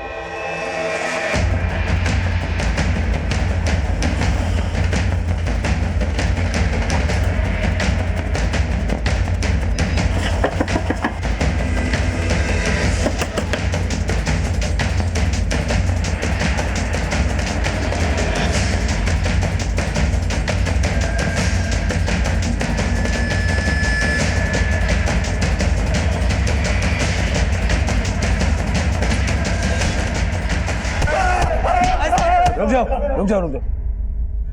बुधवार 18 मार्च की सुबह को एक औरत को तुम्हारी बस में बैठते हुए देखा गया। उसी दिन सुबह एक औरत का मर्डर हुआ और एक औरत गायब हुई। अब मुझे ये बताओ, जिस औरत का मर्डर हुआ वो कौन थी और जो गायब हुई वो कहाँ है? सर, आप क्या बोल रहे हैं? हमें तो कुछ भी समझ में नहीं आ रहा। समझ में नहीं आ रहा? अब आ रहा है समझ में? कमला का मर्डर तुम लोगों ने इस औरत के कहने पे किया? नहीं सर, इसके कहने पे नहीं मारा था सर। फिर किसके कहने पे मारा? हम बस कमला को मारना चाहते थे सर, क्योंकि उसने अपने दलालों से हमें पिटवाया था सर। हम उसके रेगुलर कस्टमर थे साहब। उसकी 16 साल की बेटी है, हमें पता चला था साहब। हम बस उसके साथ सोना चाहते थे। हमने कमला को ऑफर भी दिया साहब, लेकिन उसने हमें गालियाँ दी साहब, फिर अपने आदमियों से पिटवाया साहब। हम उस बदला लेना चाहते थे साहब। रोज रात को वो हाईवे पे खड़ी होती थी कस्टमर ढूंढने के लिए। साइड में लगा।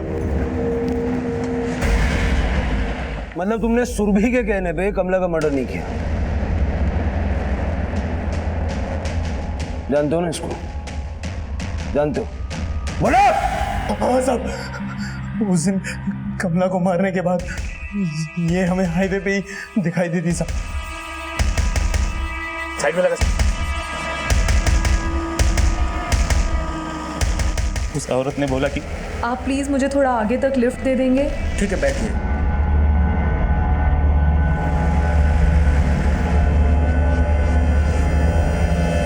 हमने उसकी मदद करने के लिए गाड़ी में बैठाया, लेकिन हम सबने उसके साथ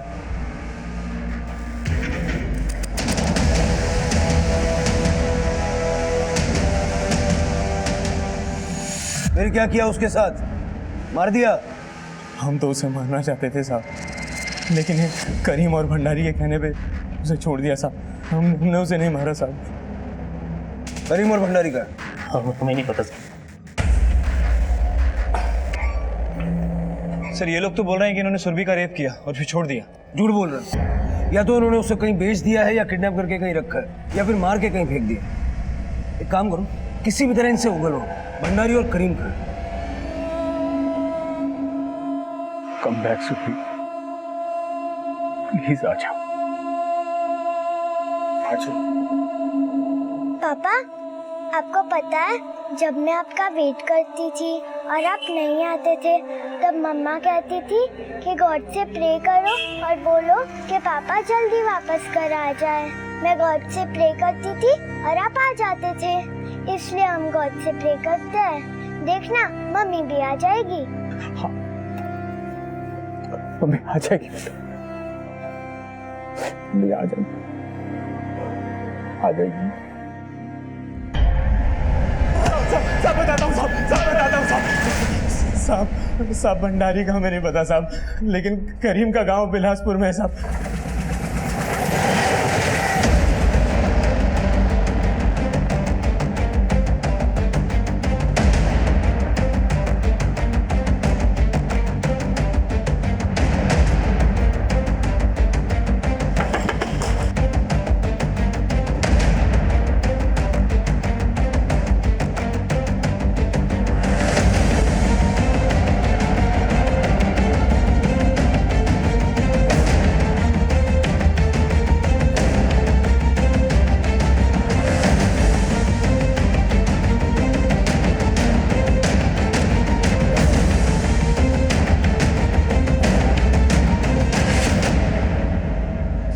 साहब हमें नहीं पता वो औरत कहाँ है, हम तो उसको वहीं छोड़ के चले गए थे अपने बाकी दोस्तों के साथ। ऐसा तो नहीं कि बाकी दोस्तों को छोड़ के फिर उस औरत के पास आए?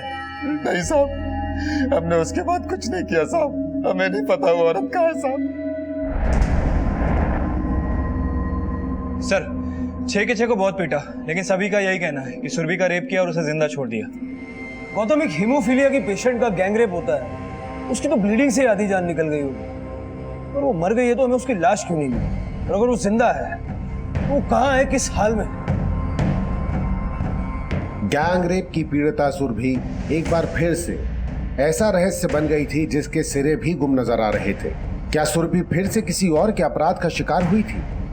क्या वो अब भी अस्तित्व में थी?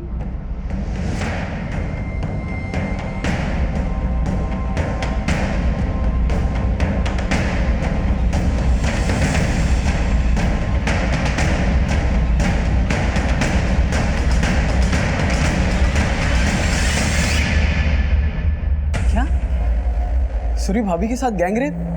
पर सर अभी भाभी है कहाँ? देखो, सुरभि के साथ जो कुछ हुआ उसके बाद तो नहीं लगता कि वो जिंदा भी होगी।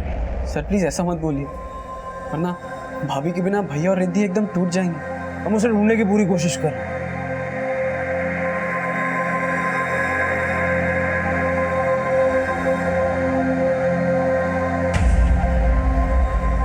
साहब, मुझे इस औरत के बारे में बड़े साहब से बात करनी है। साहब, हम कुमुदपाला में रहते हैं, मजदूर हैं। उस दिन जब हम अपने काम पे जा रहे थे तो सड़क के किनारे ये औरत पड़ी हुई थी।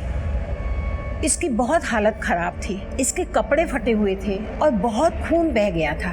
फिर हम उसे उठा के अपने इलाके में ले गए साहब, उसका इलाज कराया और 2 दिन तक उसको अपने साथ रखा।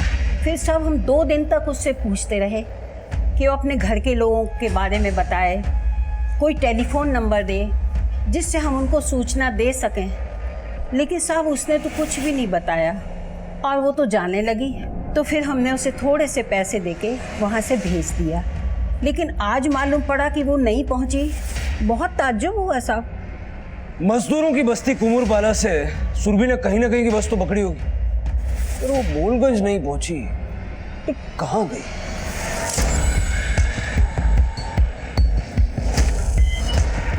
हाँ सर, इस औरत ने कुमरपाला से बस पकड़ी थी। ये तुम्हारी बस से उतरी कहाँ थी? इतना तो याद नहीं, लेकिन बोलगंज नहीं गई थी। हेलो,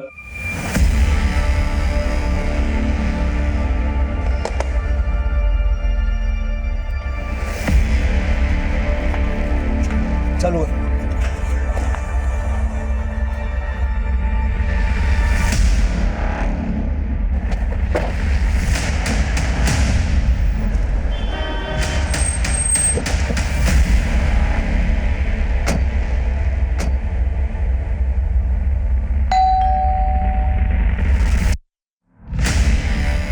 सुरभि,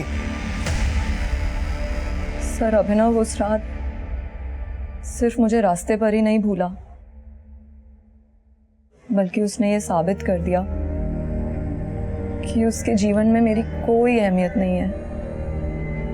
वो पहले भी मुझे रास्ते पे भूल के छोड़ के जा चुका था, लेकिन इस बार उसकी ये भूल मेरे जीवन का अभिशाप बन गई।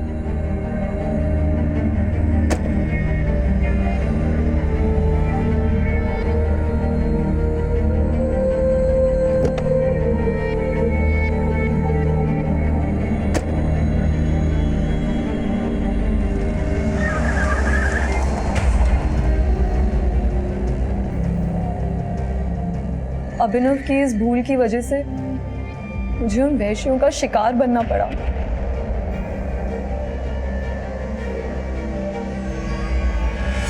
एक कमरे में रहते हुए भी उसे ये पता ही नहीं होता था कि मैं वहां हूं भी कि नहीं।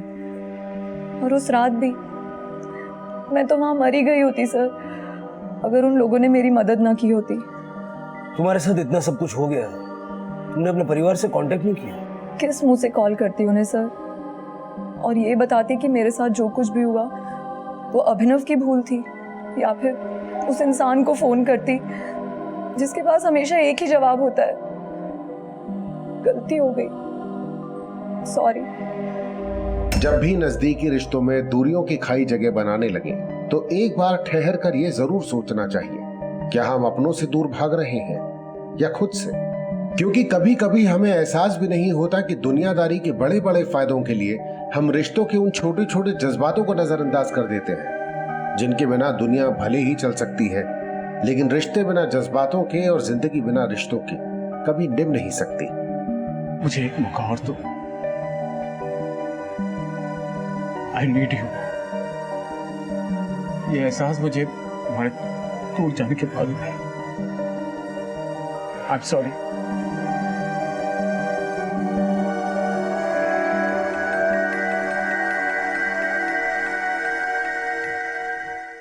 क्राइम पेट्रोल के ऐसे ही मजेदार एपिसोड्स देखने के लिए हमारे चैनल को सब्सक्राइब करें